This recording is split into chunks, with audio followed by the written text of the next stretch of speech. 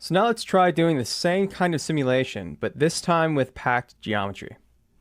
So if we go ahead and just create packed geometry like this, what you'll notice is that it won't actually find each individual piece. And instead, it takes the entire geostream of Eugene and turns that whole thing into a packed primitive. So to really illustrate this, we have Eugene. I have the points selected right there. And if we try to zoom in, you could see that there is the point that represents the whole packed geometry. That's that scroll, again, if we picture it like that, that's pointing towards the entirety of Eugene and all the pieces. So if we have that, and then we go to our .NET and we say RBD packed object, then we need to go to geometry source, say first context. We do have Eugene. And if we go to bullet data and show guide geometry, you can see that because we've packed this entire thing as one thing, it created a convex hole for the entirety of Eugene. So now if we go forward, we have something like that, which is great if you want to simulate an entire piece of something. But if you want to break this up into all the different pieces, we need to use a different node instead of this pack. Instead, you want to use the assemble SOP right here. And on the assemble SOP, it does a bunch of things, but one of the things is create packed geometry. And it does that for each individual piece. It looks at the connectivity and it says, okay, if you are not connected to the neighboring piece, you become your own packed primitive. And so now if we go to our .NET and we look at our guide geometry, we now have those convex holes happening for each individual piece. Now again, it looks weird because we have this padding. So let's go down here and turn this down, something like that. And if we turn off the show guide geometry and we go ahead and press play, we end up with something like that. As I said before, if you want to use pops, we now have the ability to manipulate these pieces through our typical pop operations. So if I press play, we have this going on, and right away, these pieces, they take a little while to settle down. So what we can do is we can apply a pop drag spin right here. This will prevent the pieces from spinning around too quickly. It'll actually dampen how much it spins.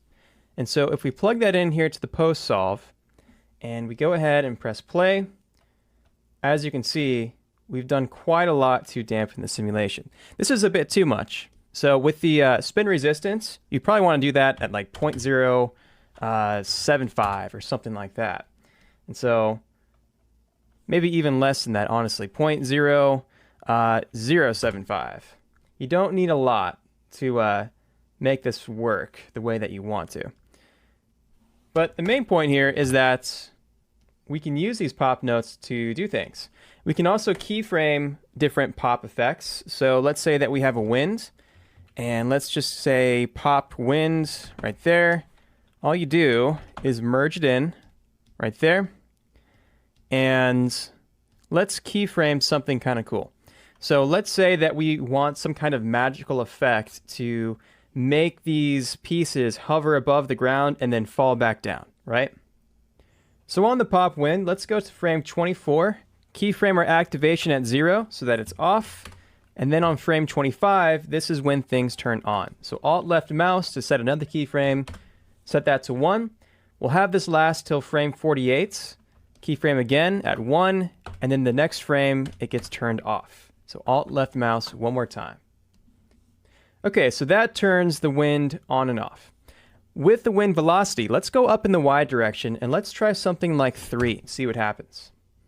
If we go like that, nothing happens. Let's try bringing that up. Let's try 5. There we go. Okay, so we know that this is working. However, as you can see, we have a bit of an issue here, and that is every single piece is going up uniformly. And so I think this is a great time to talk about mass and introduce the idea of what's happening there. we have this checkbox here which says ignore mass. So when this pop wind goes to affect whatever piece it is, it doesn't care about how big the piece is. It doesn't care about how heavy the piece is, right? It just looks at everything the same, and that's why we have the same behavior amongst all the pieces. So if we want to randomize this effect, we can turn off this ignore mass, and now the bigger pieces, bigger in volume, are going to be less affected by this pop wind. Let's turn our wind velocity back down real quick to, let's say, a value of 1, and I'll show you what I mean. There we go. The smaller pieces, they found their way to the top because they're smaller and they have less mass. The mass, by the way, is calculated by looking at the volume of the piece, and if we go to our RBD packed objects under the physical tab, it looks at the volume and then it multiplies by the density right here. So if we want all of our pieces to be heavier, we can go ahead and just turn up this density. It'll look at how big the piece is, and then it'll multiply that times the density, and that becomes the mass. So let's say that we have our density back down to where it was, our wind. Let's say that this is a value of 1.25, and then let's add a little bit of this swirly noise in there too. So maybe an amplitude of 0.5 and a swirl size of 0.25.